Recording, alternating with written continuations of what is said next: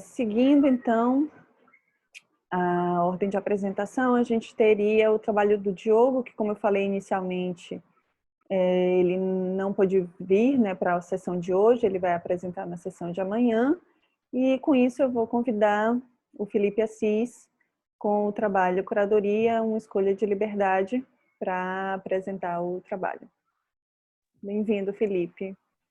Lembre-se de se descrever inicialmente.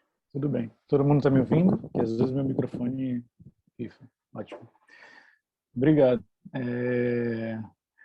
Então, eu estou numa sala no qual, atrás de mim, se vê dois cartazes, né? E uma prateleira. Na direita das pessoas que estão assistindo, tem essa prateleira que a gente consegue ver algumas cabaçazinhas e uma plantinha, assim, verdinha, para decorar e animar a vida. Do outro lado, a gente vê esses dois cartazes com duas edições muito significativas do Festival Internacional de Artes Cênicas da Bahia, festival que eu faço parte, que eu trabalho desde 2008. Eu sou uma pessoa que me autodeclaro parda, com cabelos cacheados, uma barba por fazer, camisa de botão branca e dois fios que escorrem dos meus ouvidos, que são os fones de ouvido. É um prazer poder apresentar esse trabalho, essa reflexão nesse evento. Agradeço a todos e, se por um lado fico bastante animado de encontrar pares que vivem situações muito próximas, né, em defesa justamente da liberdade de expressão e de tentar garantir mínimas condições no campo da cultura para realizar. Por outro lado, é muito triste ver algumas coincidências e momentos que a gente se encontra, no qual a gente, sem dúvida nenhuma, recuou muitos anos historicamente e se encontra com um esvaziamento de financiamento da nossa atividade, mesmo a perseguição da nossa atividade de maneira brutal e organizada, né? Ao escrever, justamente a tentar organizar um pouco as ideias, eu achei muito significativo para a gente, e aí eu estou falando do contexto do festival, tentar justamente entender como o festival, ao longo dos seus anos, vinha estabelecendo um compromisso político-social, né? Primeiro com a classe artística, com a cidade e, obviamente, com a sociedade. E na edição, na 10ª edição, uma edição comemorativa, que a gente celebrava, a gente também queria colocar em evidência, né, algumas posturas que os espetáculos ou as atividades do festival assumiram, sobretudo num contexto político, né? A gente foi observar a nossa programação, as nossas declarações de intenção ou conceitual de cada edição e percebeu que, desde o princípio, sem nenhuma surpresa, porque isso foi, na verdade, aquilo que nos estabeleceu, muitas vezes, em consenso, num grupo tão variado, a gente percebeu que as nossas programações flutuavam, ou estavam ali orbitando questões raciais, regimes políticos, né? Sobretudo aqueles autoritários, e aí falando também tanto nas questões raciais quanto nos regimes políticos, relações históricas, né? E também como isso se presentificava. A construção justamente dessas narrativas históricas, né? Procedimentos de construção simbólica e a herança colonial e, evidentemente, questões de gênero. A gente entende, né, que tratando desses temas, a gente faz um esforço ou trabalha para tentar avançar, para dar um passo em relação a, sobretudo num recorte curatorial, como é que a gente pode repercutir, como as nossas escolhas podem repercutir na sociedade, né? Esse era um compromisso, é um compromisso da curadoria do festival. Além disso, nos interessa perceber qual a capacidade efetiva de um evento ou um espetáculo tensionar as questões sociais e fazer emergir posições a respeito dos direitos individuais ou da liberdade de expressão. E um terceiro item que nos é muito caro, quando a gente pensa a curadoria do festival, é promover debates que exerçam um papel político na sociedade para além do campo artístico, né? Nessa função que eu exerço enquanto artista e curador de artes cênicas, dirigindo o FIAC há 13 anos e fazendo curadorias independentes em outros eventos, editais, etc., eu sempre me identifiquei com uma curadoria que eu chamo de curadoria mediadora. Ou seja, é uma curadoria que se afasta um pouco da ideia de uma curadoria de artista, né? Ou que assume, tenta assumir uma identidade individual, individualizada, mas muito mais uma curadoria que vai buscar, a partir justamente da sua constituição, absorver as características dos trabalhos artísticos que representam. A saber, o que vem a ser assumir essas características dos trabalhos artísticos que a gente representa.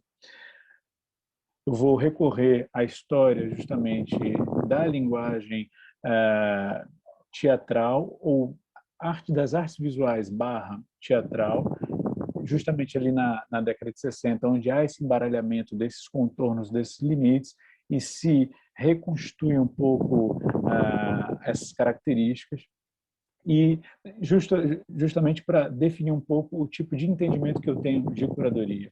E nesse sentido, quando eu chamo de curadoria mediadora, eu estou assumindo algumas características dessas obras que a gente representa, que são fazer, ou seja, se afastar da representação da narrativa e assumir, né, a execução. Uma ideia de acontecimento, uma noção de acontecimento, ou seja, a valorização do presente, do instante, um privilégio aos processos, recusando formalizações, ou seja, quase que se reinventando sempre, ou sempre se colocando na berlinda, ou com uma grande interrogação para justamente colocar à prova os seus processos, os seus procedimentos, e muitas vezes revelando esses procedimentos. Por isso que, para a gente, as escolhas curatoriais do festival são tema de debate, né? De debate com antes, durante e depois do festival. Rompimento da narrativa, ou seja, nos interessa a fragmentação, o paradoxo, a sobreposição, a colagem, montagem. Isso a gente faz também na programação, e não só a programação artística, mas a programação formativa também, a programação que se dá em outros ambientes do festival, que não somente nas salas de espetáculo. A gente poderia ter um exemplo também com os handmaids, né, de Duchamp. E material autobiográfico. É muito comum também na produção artística atual se trabalhar com material autobiográfico, assumindo isso em cena. Então, são essas, digamos, essas linhas de força, né, que estão gravitando quando a gente vai pensar a nossa curadoria, ou que vem dando contornos à nossa atividade de curadoria. E, justamente, em 2017, nesse momento tão especial de comemoração do festival, a gente observava esses pontos de força, como é que a gente estava lidando, né, na programação com aquelas questões que eu falei no início, né, questões raciais, de gênero, também os modos de operação política que a gente vem vivendo, não só no Brasil, mas em outras partes do mundo também.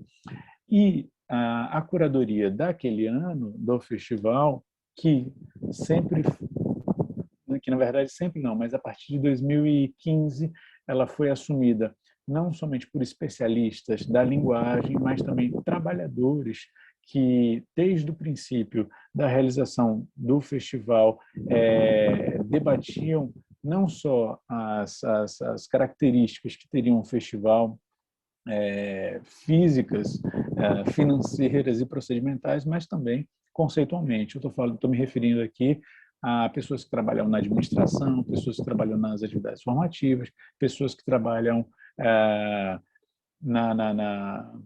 como representantes jurídicos do festival, num processo bastante dialógico que durava, naquele momento, o ano todo que precedia o festival.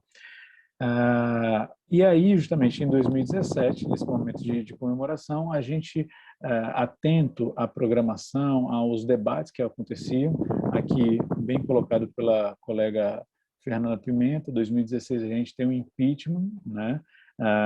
E justamente afloram ou vêm à tona ainda mais profundamente as diferenças, e aí muito contextualizadas por essa polarização política, e não foi diferente com o festival. A gente também teve consequências na nossa programação daquele ano, e eu trago como exemplo a tentativa de censura do espetáculo O Evangelho segundo Jesus, Rainha do Céu, realizado por Renata Carvalho, uma atriz transgênero, e a Natália Malo, dirigido pela Natália Malo.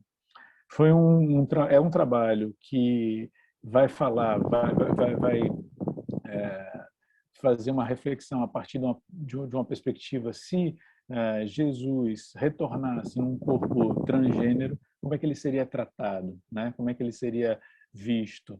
E foi um espetáculo que, para além das suas competências artísticas, suas qualidades estético-artísticas, tinha essa força. E foi, desde o seu princípio, perseguido no Brasil de 2016-17, que estava proibindo exatamente a exposição Queer Museu, estava proibindo La Bête do Wagner Schwartz, entre outros exemplos, infelizmente. Mas a curadoria resolveu assumir, né, esse risco, essa possibilidade justamente de convocar os atores sociais para esse debate que ultrapassava as fronteiras do festival. As fronteiras, aí eu estou falando simbólicas, físicas, da própria apresentação teatral. A gente teve uma apresentação, foram programados 2 dias de apresentação no Centro Cultural Barroquinha, naquela igreja transformada em Centro Cultural, igreja que já era solo sagrado, que já é solo sagrado há muito tempo. Ali também foi identificado vestígios, né, de celebração de cultos afro-brasileiros. Então, era o lugar ideal para a gente justamente promover um trabalho que falava sobre compreensão, sobre amor, sobre a Eucaristia, praticamente, né? A partir de um corpo trans, ou seja, a partir de um corpo que provoca emoções, e a gente sabe também agressões muito contundentes. A gente teve uma primeira noite fantástica, onde tudo ocorreu bem, tudo funcionou, e a apresentação foi exitosa, e vinha buscando, né, com meios jurídicos e acompanhamentos, né, tanto com a Fundação Gregório de Matos, com a nossa assessoria jurídica, tentando acompanhar, porque sabia dos movimentos que ocorriam para tentar evitar esse espetáculo. Tentaram em São Paulo, tentaram em Porto Alegre, tentaram em Belo Horizonte e conseguiram em Jundiaí, né? Houve uma conquista da parte justamente dessa mobilização mais radical em Jundiaí, que depois foi revertida. Mas a gente veio descobrir que o que interessava justamente para essas pessoas não era ter uma sentença final que condenasse ou censurasse o espetáculo, mas sim interromper ou bloquear uma apresentação na sua cidade. A gente teve a primeira apresentação sem problemas nenhum. A segunda apresentação ia acontecer às 8 horas da noite e às 6 horas da tarde de uma sexta-feira, momento que está tudo fechando, chegou uma liminar na porta do teatro proibindo a execução do espetáculo naquele local. A gente tentou mobilizar desembargadores, etc., mas venceu naquele momento a esperteza daqueles que estavam contra o trabalho. Nesse caso, foi uma ação do pastor Isidoro, que eu acho que todo mundo conhece aqui o perfil exuberante com que ele gosta de se apresentar sobre questões morais. Mas, só que a ação que ele entrou interdia, né, ou interditava, melhor dizendo, a apresentação na Fundação Gregório de Matos, dentro daquele ambiente, naquele teatro. O que a gente conseguiu ver foi a superação através da mobilização da classe artística, que se reuniu, as pessoas que já tinham ido ali para o teatro para assistir, né, e outras pessoas que chegaram mobilizadas por conta da notícia da interdição, que se prontificaram a fazer o espetáculo em seus locais, Teatro Vila Velha e outros ambientes. Bom, o que a gente fez? Perguntou para a atriz e diretora do espetáculo se elas topavam justamente mudar às pressas o local de apresentação. Prontamente elas toparam e a gente foi para o Goethe Institute, no Corredor da Vitória, que abraçou a causa, assim como o grupo também que estava se preparando para uma apresentação no dia seguinte, parou a sua montagem e abriu espaço para a apresentação desse espetáculo.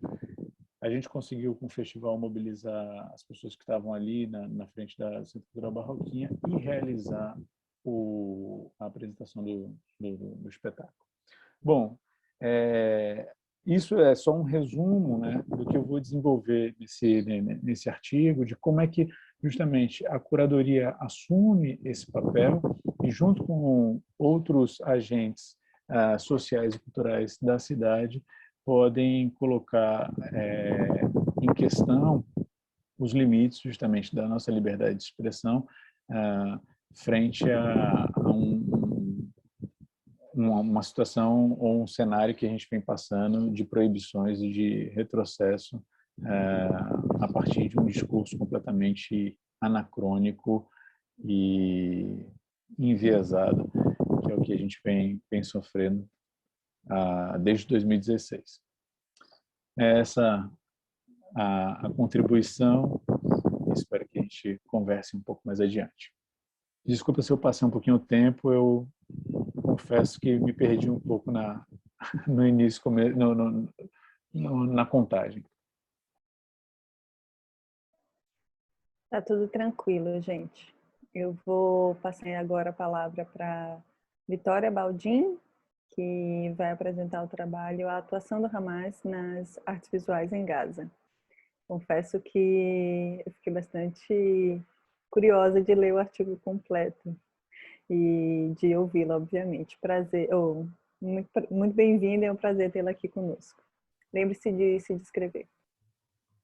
Boa tarde a todos. Então, eu sou a Vitória, eu sou uma mulher branca, de cabelos castanhos escuros compridos. Apesar do que pode aparentar, eu não tenho 15 anos, eu tenho um pouco mais. E, enfim, eu queria me desculpar já a princípio, porque na verdade eu preparei um slide, mesmo sabendo que era recomendado não preparar, porque minha documentação primária acabou sendo as imagens e aí eu achei mais justo apresentá-las, e aí eu vou descrever elas todas e tentar fazer elas serem mais acessíveis. Então, esse trabalho, na verdade, ele é um recorte de uma pesquisa maior sobre as artes visuais, especificamente eu pesquiso grafite, mas apresentar essas coisas em algum nível decorre em estudar um pouco a atuação do Hamas, principalmente no que diz respeito a Gaza. Vocês conseguem ver a apresentação? Sim, Vitória. Tá, desculpa. Então, então, a primeira coisa, eu coloquei logo na capa da imagem uma foto do grupo, porque isso diz respeito a um pouco da atuação deles. Eles são um grupo, né? O que é o Hamas? Já que eu vou apresentar a única que não é sobre Brasil, só para dar uma contextualizada. O Hamas, ele é um grupo que que de fato consolidou seu poder na faixa de Gaza a partir de 2007, quando ele ganha eleições municipais. E ele é um grupo que ele vai ganhar boa parte da sua legitimidade junto com a atuação dele durante a primeira intifada. A primeira intifada, ele é um processo de mobilização popular muito inspirado nos movimentos populares da década de 80, como o movimento dos Panteras Negras, o movimento do Gandhi. Então, ele é um movimento que lutava por uma independência palestina em relação a Israel. O Hamas, ele passa a atuar visualmente na região como uma resposta à atuação de um outro grupo, que é um grupo secular chamado Fatah. Ambos os grupos vão fazer uso do grafite como exemplo dessa imagem. Então, nessa imagem a gente tem um muro.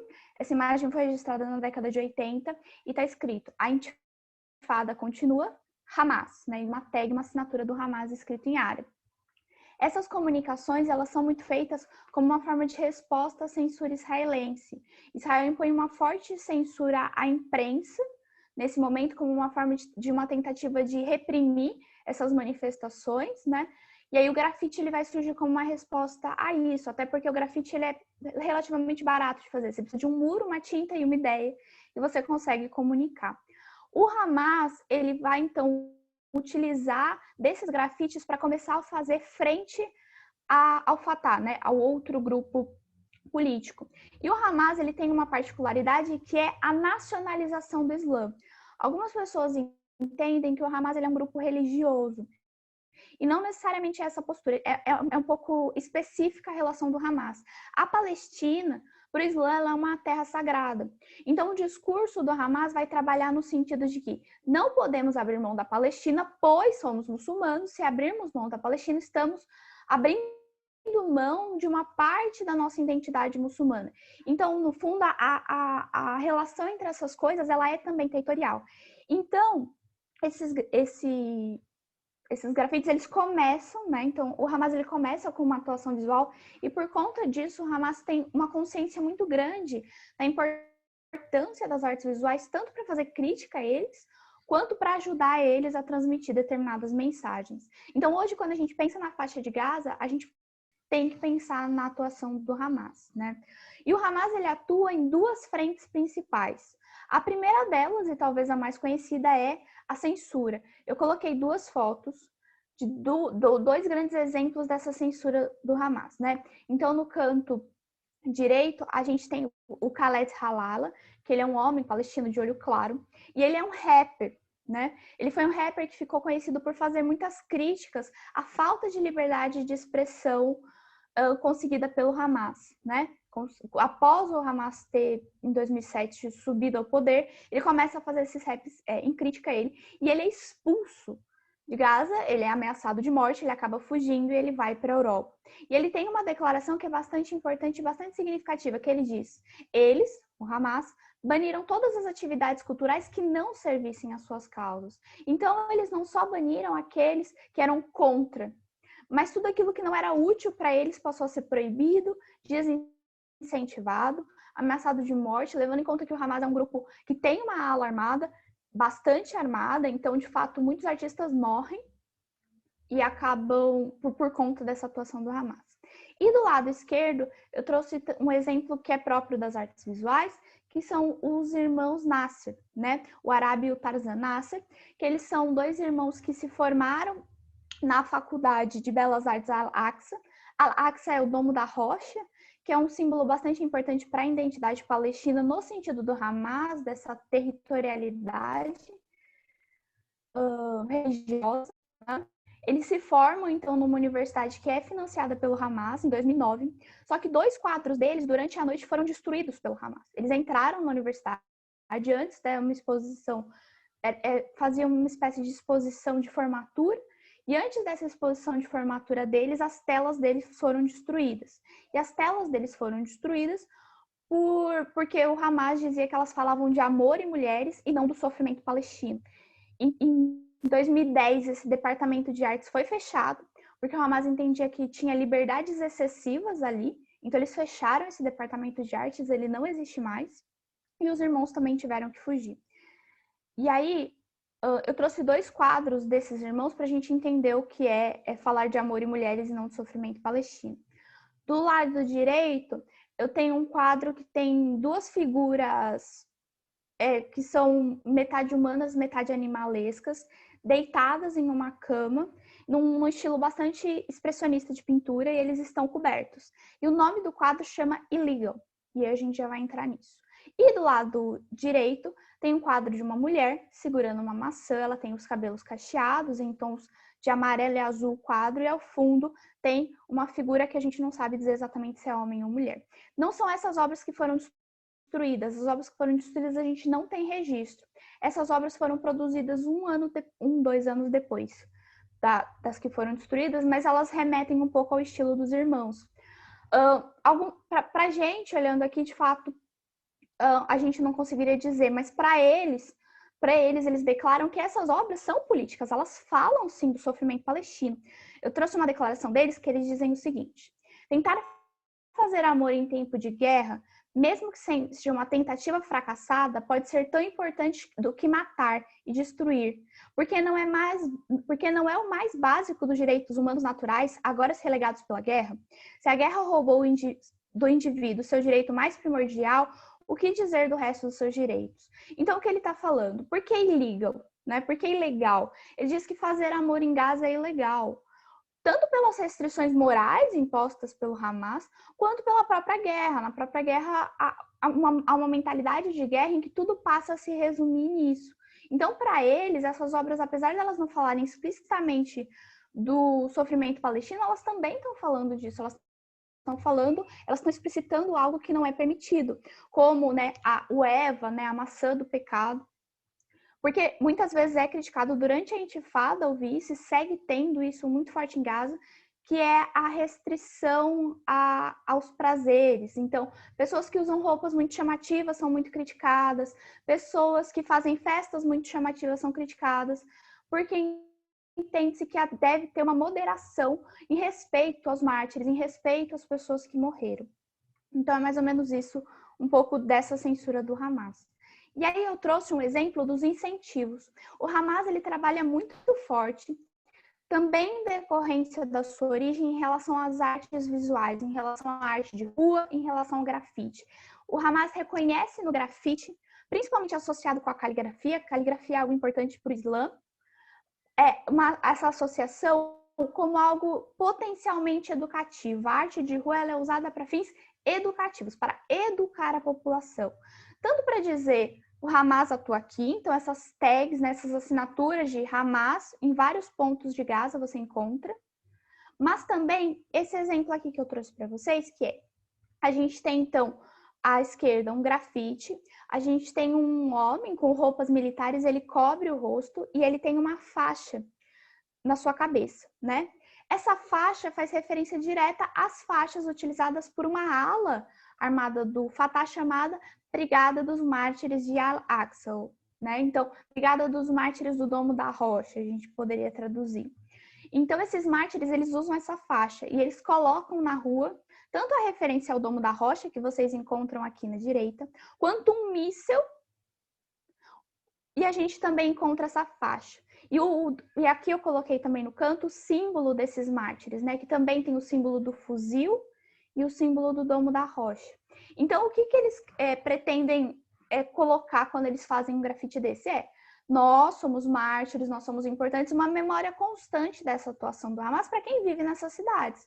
Quando você passa na rua, você está lembrando que tem pessoas que são mártires, que estão lutando por você, que estão lutando para você voltar a ver o Domo da Rocha, porque o Domo da Rocha hoje fica dentro de Israel e os palestinos não têm acesso a esse lugar.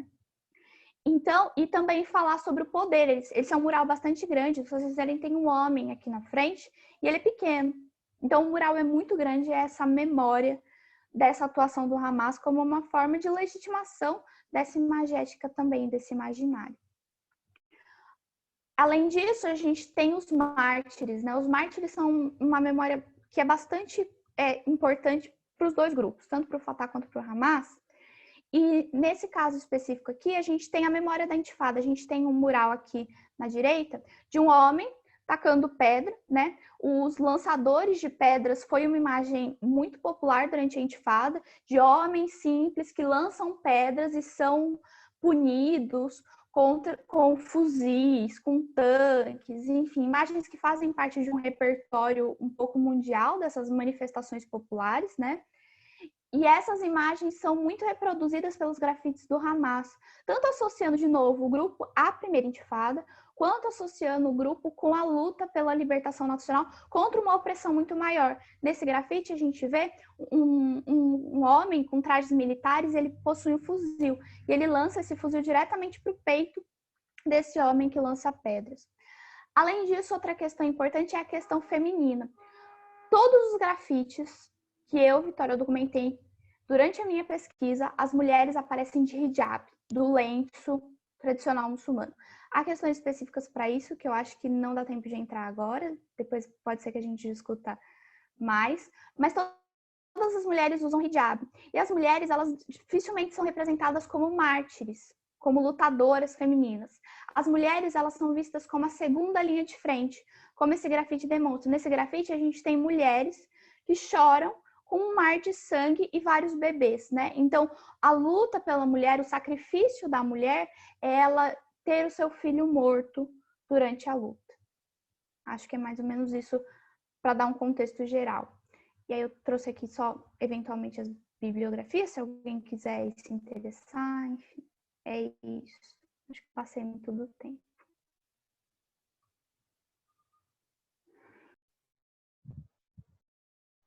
Muito obrigada, Vitória.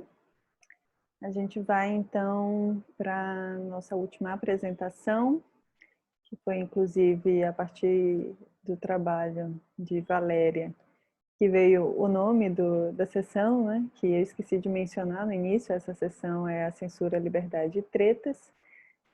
Valéria, ela é do coletivo Vacas de Divinas Tretas, e ela vai falar sobre a atuação desse grupo, né, que é no trabalho, a produção cultural de mulheres na terra de Gabriela, Vaca das Divinas Tretas. Valéria, seja muito bem-vinda e passo a palavra para você. Boa tarde, gente. Consegue me ouvir tranquilo?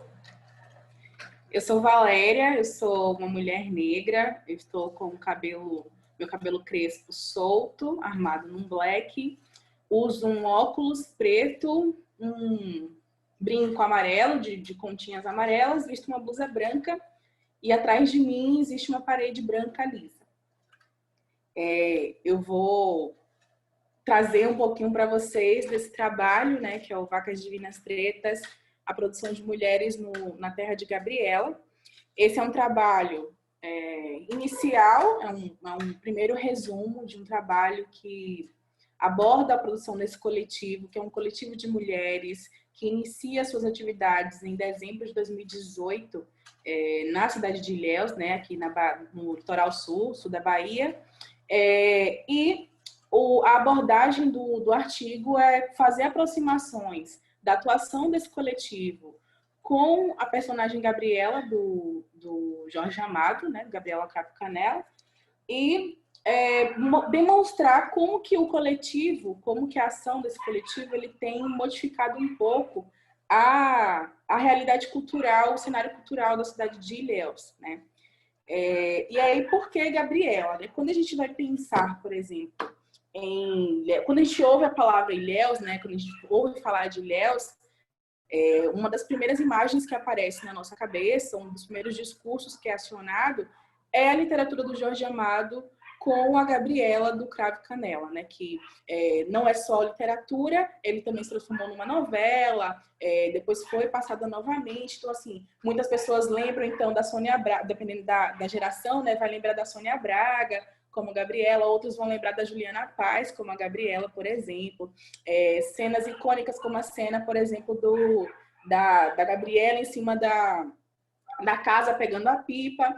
E Gabriela é uma imagem que não só é acionada num discurso nacional para Ilhéus, como é também acionada na própria cidade. Ilhéus também aciona o símbolo Gabriela para vender a cidade.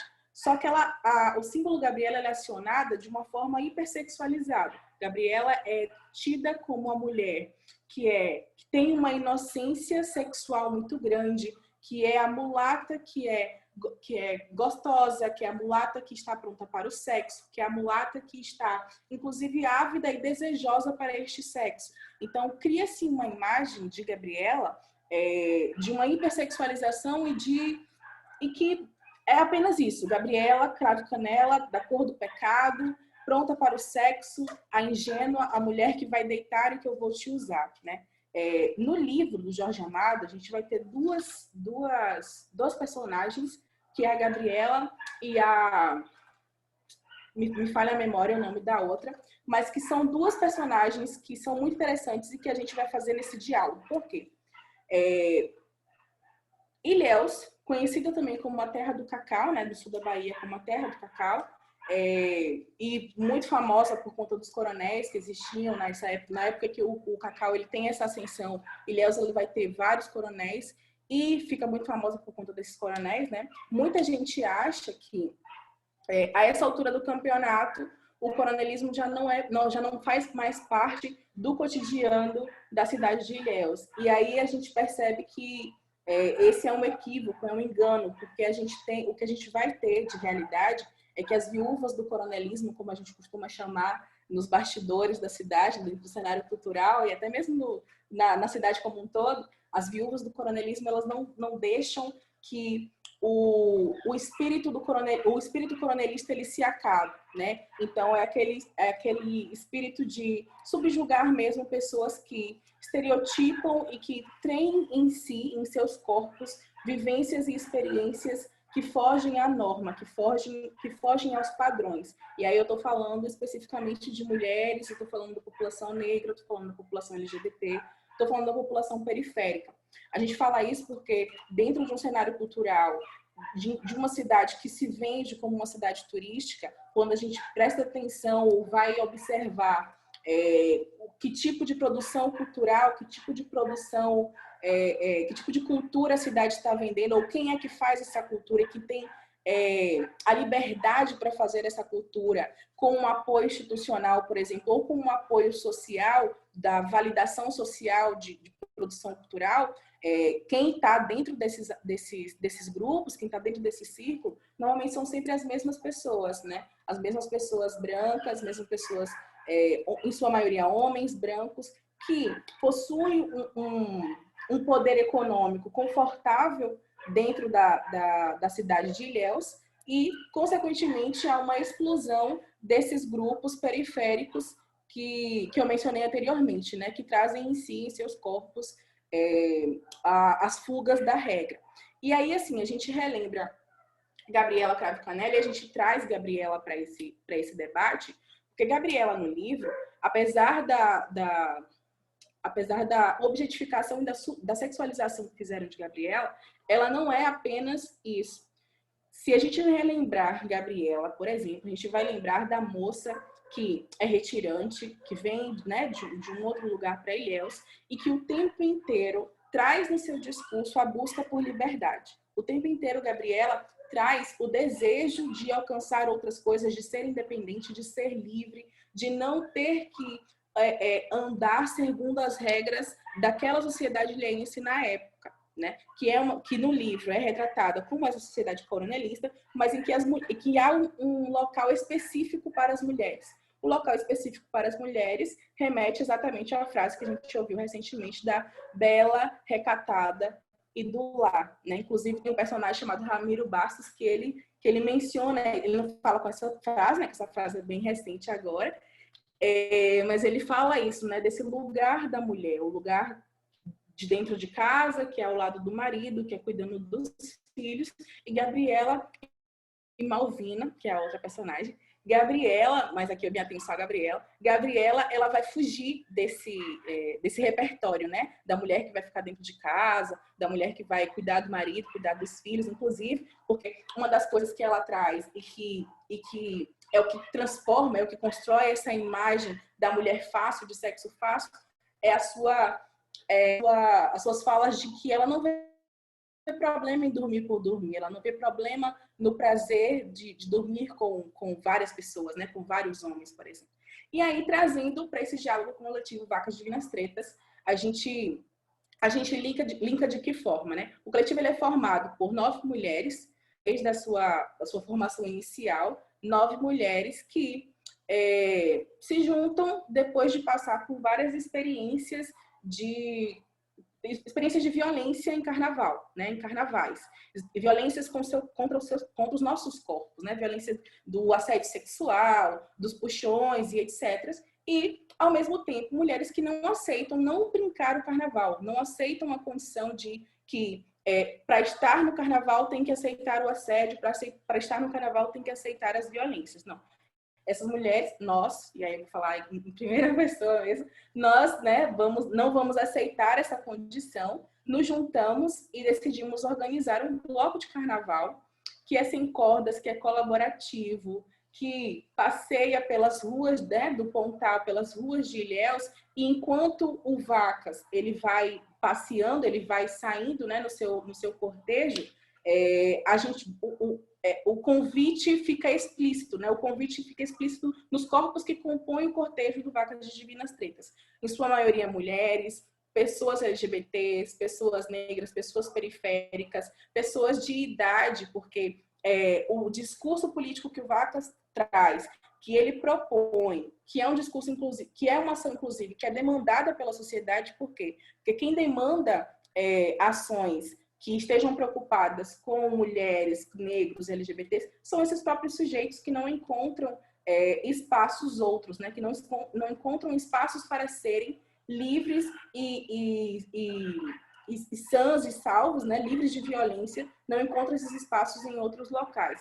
E aí, o não encontrar isso em outros locais podem gerar vários outros debates, né? Desde do como o mercado se regula e o mercado como ele funciona, né, para essa população, e como essa população nem sempre foi vista como uma população que possui o direito de acessar essa produção cultural, possui o direito a acessar esta cultura, ou inclusive possui o direito de produzir essa cultura. Que aí o Vacas, que no início se entendia apenas como um bloco de carnaval, a partir do processo ali de 2000, a gente sai, o primeiro ano que sai é fevereiro de 2019, embora ele inicie em 2018, né?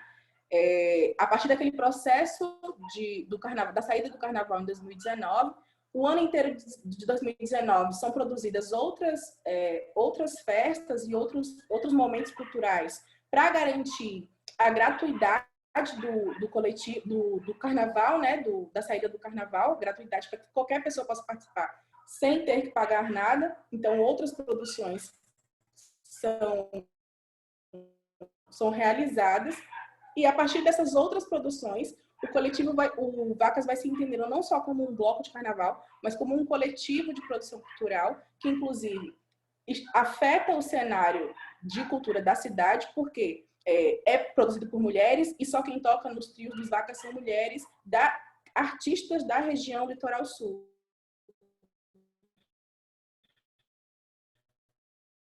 Diferente do que a gente via, Vacas tinham acesso, conseguiam ter acesso a se apresentar, né, nesses lugares. E quando se apresentavam, não tinham respeito de ter um pagamento respeitoso pelos seus trabalhos. Então, a política que aí a gente percebe que vem tendo uma mudança não só de uma política cultural, mas também de uma cultura a quem não tinha acesso, e você garantir uma remuneração justa ao trabalho cultural desse contexto, né, colonialista da cidade. Não bastava ter esse nome, né? Precisava de muito mais. Para não me alongar muito, eu acho que eu vou ficar, né, no tempo. Esse é o aspecto geral do trabalho, né? De novo, eu relembro, Gabriela, que no livro, no livro, quem tiver a oportunidade de ler, eu não tenha lido ainda, vai perceber que Gabriela adora ficar descalça, né? Gabriela fica descalça o tempo todo e ela não detesta os sapatos. E aí a gente traz essa simbologia dos sapatos e do Gabriela estar descalça para dizer que o coletivo, né, o Vacas Divinas Pretas, ele tira os sapatos do caminho que já foi percorrido por esses homens, né, em sua maioria, e a gente decide trilhar um novo caminho no cenário cultural de Ilhéus, e inclusive abrir portas também para que outras pessoas possam trilhar esses caminhos de pés descalços e de pés no chão. É isso. Obrigada. Obrigada, Valéria. Obrigada a todos e todas aqui que apresentaram, né? Vou relembrar mais uma vez, eu escrevi aqui no chat, então quem tiver alguma pergunta já pode escrever aqui, que a gente fala, né, por essa pessoa. E aí, dando pontapé, eu já fiquei aqui matutando algumas coisas com a apresentação de vocês, assim, muito instigantes. E eu queria começar pro Felipe, né, falando dessa curadoria do FIAC. Quando eu estava estudando, né, para fazer esse meu mestrado, eu estava vendo muitas questões de censura às artes, e sempre fazendo uma referência aqui no Brasil à época da ditadura militar.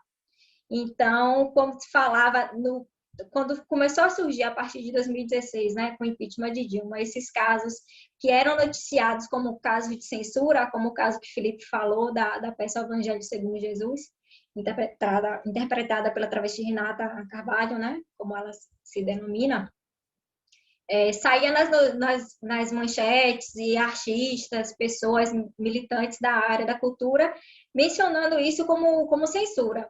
Então, sempre fazia uma referência àquela época de ditadura militar em que a censura era institucionalizada, né? Havia um aparato administrativo dentro do Estado responsável por essa censura. O que a gente pode ver, estudiosos depois desse período, em outros locais do mundo também, né, que passaram por esse caso de censura, é que de alguns artistas e produtores culturais, mesmo fim dessa época turbulenta, né, da história, como da ditadura militar, com a censura institucionalizada, já tinha acabado com a Constituição de 89, e ainda assim os artistas e produtores vinham num processo de autocensura, né? Então, já pensando que aquela obra artística, cultural, poderia ser futuramente, né, censurada, ele já limitava o seu processo criativo ou o processo de curadoria, por exemplo, de um festival, limitava um pouco essa sua liberdade de expressão artística, né? Aí minha pergunta para o Felipe é isso. O caso de vocês foi justamente o contrário, né? Você fala que já sabia de casos de tentativas de proibição dessa peça, mas ainda assim vocês selecionaram essa peça, e não foi, como você falou, uma surpresa, vinha essa liminar poucas horas antes da apresentação, né? E mesmo sabendo de todo esse problema, vocês insistiram em que tivesse essa peça no festival. Você acha que isso vai se manter nesse governo que a gente vê de Bolsonaro? Fernando Pimenta também apresentou um pouco de como essa polarização política pode afetar as políticas culturais. Você acha que os artistas, os produtores culturais conseguem se manter firmes nesse propósito de defender a arte, mesmo tendo o risco, por exemplo, como Fernanda afirmou, de não ter uma produção artística contemplada no edital de financiamento? Então, você acha que pode ocorrer esses casos de autocensura dos artistas e produtores culturais no momento atual? Obrigado pela pergunta, Caroline. Ótima reflexão. E, infelizmente, eu acho que já vem ocorrendo, né, uma autocensura, porque a gente viveu um caso, como eu relatei aqui, muito específico, e o que nos surpreendeu foi o amparo que a gente teve dos nossos parceiros, né? De espectador do festival, de outros agentes culturais da cidade, pessoas que são do judiciário, que fazem parte da plateia também do festival. A gente teve também a OAB se pronunciando, né? Então, assim, tudo isso foi digamos, reiterou o compromisso que alguns setores da sociedade têm com a liberdade de expressão. Isso nos ampara, isso nos dá esperanças. Por outro lado, e aí eu acho que isso é bastante grave, é que os setores mais atrasados e radicais da sociedade, que justamente não conseguem conviver com a diferença, né? E que vêm assumindo posições importantes de poder, têm conseguido, sim, se mobilizar, se articular para criar, no mínimo, se não evitar, né, a apresentação, que ecoe essas opiniões, silenciar, né, nesse silêncio da invisibilidade, né, trabalhos que acabam deixando de serem realizados ou que são realizados de outra maneira, com medo de sofrer esse tipo de perseguição, que é muito difícil você... Eu digo isso, eu comecei justamente falando do apoio que a gente teve, porque a gente é uma instituição também, né? O festival não deixa de ser uma instituição, já com uma história, que conta com muitos parceiros. Mas, às vezes, individualmente, o artista não se sente protegido e amparado para assumir uma posição dessa e acaba se calando. Então, a censura, ainda que não seja oficial, ela acaba exercendo o seu poder, sim, né? Eu tenho inúmeros amigos que já tomaram outras decisões artísticas, né? Justamente com medo da repercussão. Ou ainda a gente vê outros exemplos, tem o caso do JP Cuenca, que é um jornalista e escritor que, muito recentemente, ele fez um post no Twitch fazendo uma comparação com a política atual, não me lembro exatamente, mas com a política atual, com um comentário de um escritor também na história. Eu ouvi, se vocês querem também ouvir isso, uma reportagem da Rádio Escafandro, está no Spotify e outros agregadores, que conta um pouco esse episódio do JP Cuenca. Ele faz um post no Twitter e ele começa a receber ações judiciais de pessoas de norte a sul do país, que simplesmente têm inviabilizado a vida dele. Ele faz essa postagem e aí começa a vir uma ação, outra ação, que primeiramente determina o afastamento dele, o cancelamento de um contrato que ele tinha com um jornal alemão, o Das Welle, por pressão política, né? Porque os neopentecostais evangélicos se sentiram agredidos. Ele faz uma comparação, acho que com Deus, alguma coisa assim. E ele está perdendo as oportunidades de trabalho, de emprego, etc. Tal, porque essas ações elas são orquestradas de tal maneira que se torna praticamente impossível a pessoa se defender. Ele, na época, acho que faz umas 2 ou 3 semanas que eu ouvi esse podcast, ele já tinha mais de 170 ações judiciais, que é impossível ele se defender. Então, a ação também que tentou proibir, né, a apresentação do Evangelho também, ela foi movida por um representante da política, né? um deputado federal. E não foi a única ação. Depois a gente descobriu que tinham outras 2 ou 3 ações em curso, que depois é bom que se diga que o juiz reverteu essa sentença, essa liminar, porque justamente via ali uma tentativa de censura. O que eu quero dizer com tudo isso é que, sim, esse clima de perseguição e medo, ele impacta na produção artística. Para resistir a isso, é preciso estar também muito bem articulado, né? No ano seguinte, na abertura do festival, eu chamei, eu esqueci agora o nome dele, mas um advogado que estava justamente na Comissão de Direitos Humanos da OAB, que depois veio ser empossado como diretor da OAB, para a abertura do festival, né? Porque justamente a comunidade artística se sente bastante impactada com o tipo de política que foi estabelecida a partir de 2016 no país, né? Se sente constrangida, se sente cerceada. Esse exemplo que eu dei em 2017 foi o mais exuberante, mas em 2018 também a gente fez o festival no mesmo período do segundo turno das eleições. E a gente viveu momentos de muita apreensão, sabe? Chegou a pessoa que colava cartaz da gente, que era um cartaz com uma cruz, mostrando justamente a encruzilhada que a gente se encontrava, uma cruz amarela e vermelha.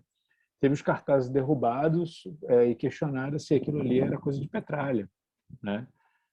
A gente fez uma intervenção urbana que era também colando manchetes de revista, jornal em corpos, e foi ali pela Rua do Cabeça, no 2 de julho, que sofreu também, desde cumprimentos de força e positivos, como também xingamentos, essa coisa de petista, sabe? De uma maneira bastante ostensiva que, convenhamos, não deixa ninguém tranquilo e à vontade de poder exercer a sua liberdade de expressão. Então, tem, acho que a macropolítica e a micropolítica que é exercida no dia a dia dessas pessoas, e os impactos são, eu acho que incalculáveis, sabe? Acho que só o reverso da moeda, ou seja, novamente, termos políticas que garantam a liberdade de expressão plena e de corpos e corpas, sabe, representarem e declararem seus credos, suas ideias, que a gente vai conseguir restabelecer uma cena também dinâmica e livre, como a gente tinha há tempos atrás, com episódios também de censura. Nunca deixou de ter. Eu me lembro aqui, encerrando, um curta-metragem que teve de um cineasta baiano, talvez vocês lembrem, não me lembro agora o nome dele, mas que no início do final de 90, início de 2000, foi proibido de passar porque fazia uma menção como se tivessem sequestrado um político local. Acho que é o Daniel Guerra, esqueci agora. Mas esse também foi um trabalho que sofreu punições administrativas na época. Enfim, acho que parte do nosso trabalho também tá colocando esses limites à prova, né? Acho que o trabalho artístico sempre vai estar no limiar, né? E fazendo a sociedade pensar os seus próprios limites. Acho que também é uma responsabilidade da gente.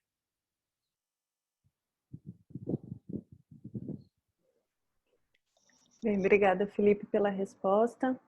Gente, parece que a gente tem pouco tempo aqui, mas na realidade a gente tem um pouco mais de 10 minutos para o encerramento do nosso GT. Eu vou fazer uma pergunta para a Vitória e depois eu vou lançar uma frase aqui, vou pedir que todo mundo que apresentou comente para a gente fechar, né?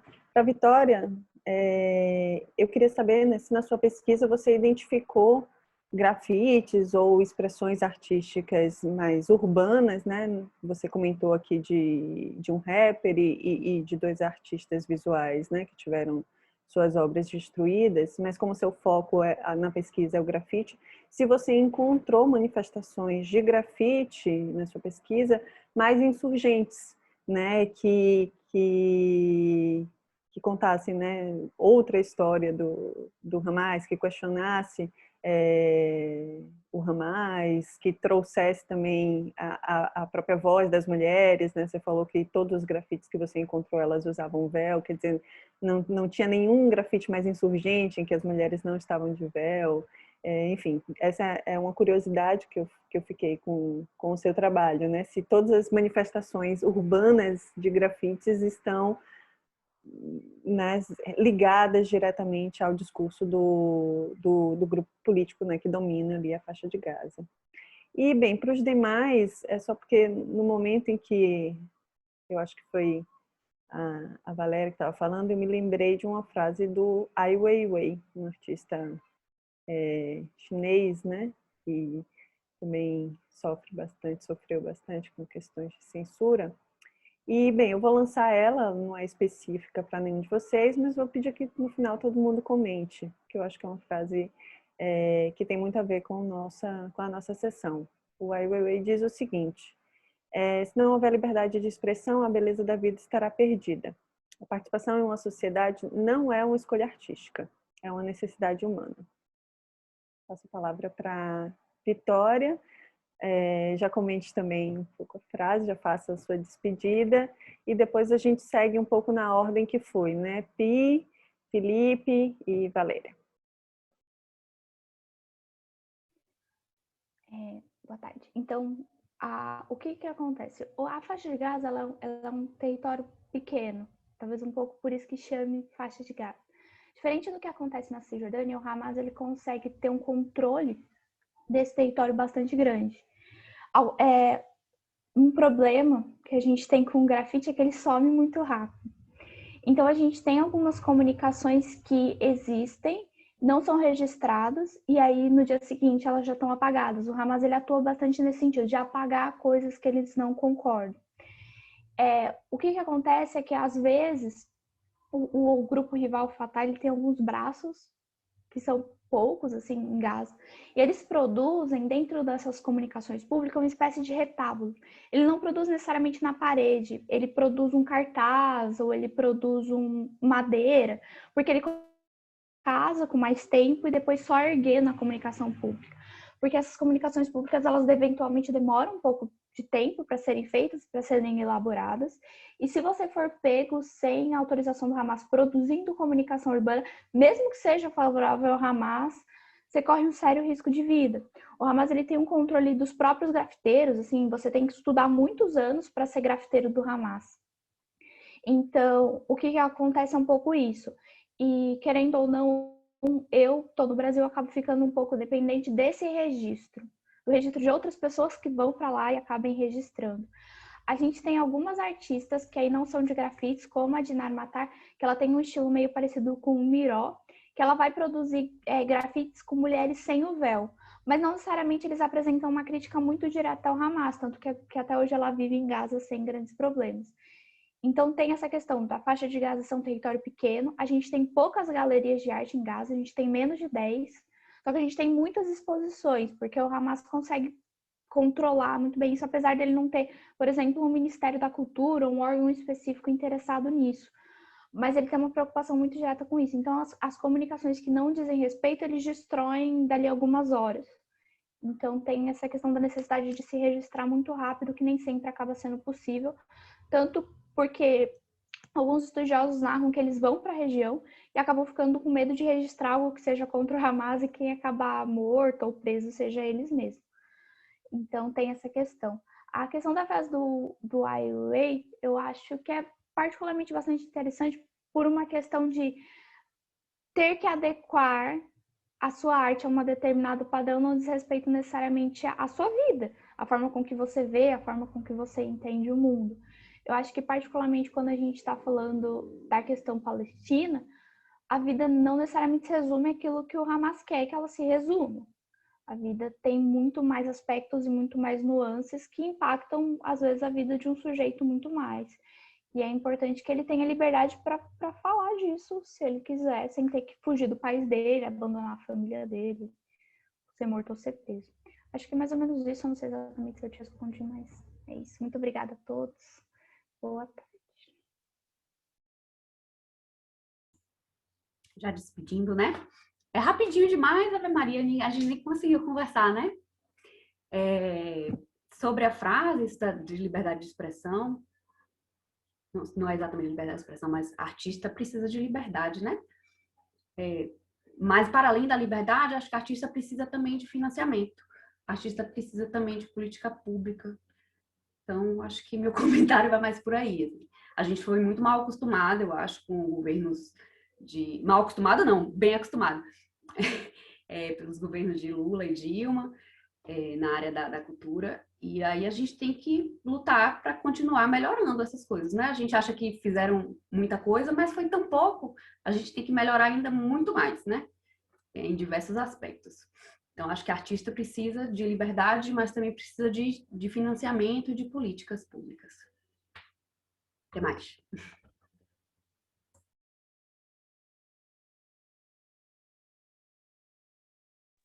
Na ordem, né? Eu acho que eu somo o meu comentário ao comentário das colegas também, concordo com essas posições e acho que, assim como a democracia também não é um sistema que está dado, né? A gente tem que sempre estar alerta para tentar preservar, assim, nosso direito à liberdade de expressão. As artes, justamente, acho que fazem do seu trabalho esse embate constante. Obviamente que existem diferentes perspectivas e interesses, mas eu não consigo entender a separação entre política e estética. Eu acho que toda expressão estética já traz em si uma vontade política, um endereço político, um desenho político. Então, eu acho que uma vez que a gente está no mundo e escolhe esse trabalho, variavelmente a gente vai se deparar com essas questões e o meu compromisso é em defender, enquanto eu puder, justamente enquanto um agente, né, que está trabalhando nesse agenciamento de outras obras, de defender a possibilidade de continuar se apresentando, continuar discutindo, debatendo. E, sobretudo, que prevaleça o dissenso, né? Que não é somente as obras que eu concordo, mas sim esse jogo aí de forças.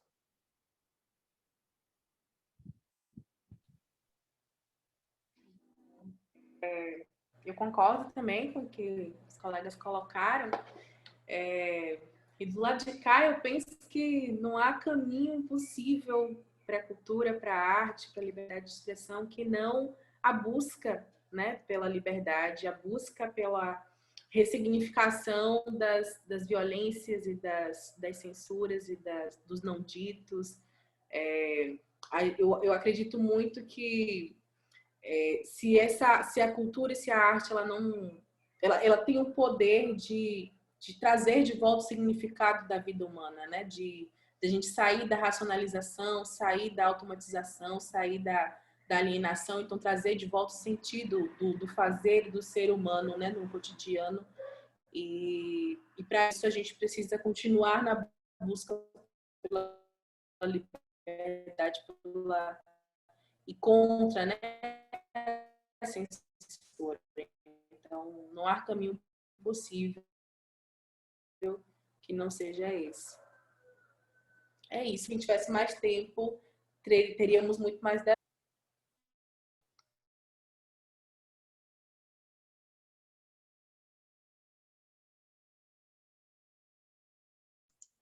Estava mudo, né? Estão me ouvindo? Sim. Obrigada, Valéria. Obrigada também, Vitória, Fernanda, Felipe. De fato, a vontade de ficar aqui mais tempo, né? Para a gente ouvir mais vocês falando, né? Sobre todas as questões ligadas à arte, à cultura, à gestão cultural, à liberdade de expressão, que nos últimos tempos a gente tem visto, infelizmente, mais ataques, né? A essa liberdade de expressão artística, cultural, de todas as pessoas que trabalham na área da cultura têm sentido mais isso na pele e a gente tem precisado mais discutir sobre isso, formas de enfrentamento, né? E eu acho que uma das formas de enfrentamento é justamente a gente estar aqui hoje, né, debatendo, falando sobre isso num evento tão bacana como o Diálogos, né? Então, eu queria agradecer a presença de vocês hoje, a participação, a submissão do trabalho de vocês e aguardamos vocês amanhã também na segunda sessão, nesse GT, com outros trabalhos e tão bons quanto o que foram apresentados aqui hoje, né? Então, muito obrigada, Gil também, minha colega coordenadora e orientadora, e esperamos vocês amanhã. Obrigada.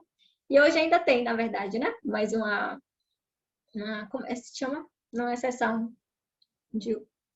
Partilha, isso. Hoje, Por isso que a gente não pode alongar, seria maravilhoso. Exato. Mas amanhã todo mundo vem para a sessão, porque como a gente não tem a segunda de 3h30, a gente consegue ficar mais tempo. Então a gente pode voltar a esse debate. Exatamente. Inclusive, a gente pode voltar para as questões que você está trabalhando hoje, fazendo um link com esse trabalho de amanhã, né? Então Sim. é isso. Muito obrigada, viu, gente? Tchau, tchau. Obrigada, gente. 5h30 tem partilha. Participem lá pelo YouTube. Obrigada a todos.